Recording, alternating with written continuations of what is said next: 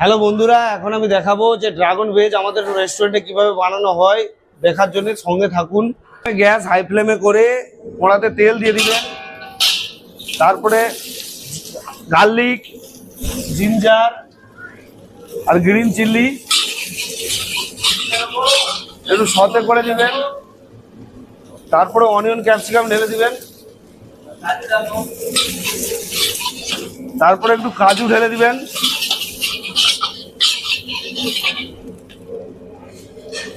এরপরে একটু stock water ঢেলে দিবেন, গরম জলে ইউজ করতে পারেন। পরে দই ঢেলে নেবেন, দই।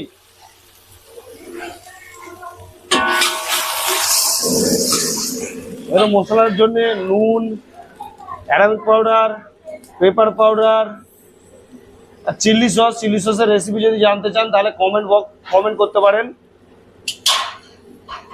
Soya sauce, tomato ketchup. এরপর আমরা মিক্সড ভেজিটেবলের বল বানিয়ে রেখেছি, আর আপনারা মঞ্চুরিয়া ইউজ করতে পারেন, সেম প্রসেস।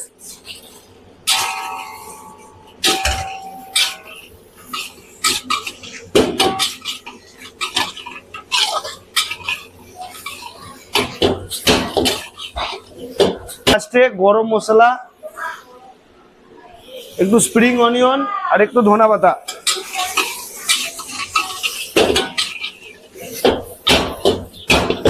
এবারে আমরা করে নেব প্লেটিং।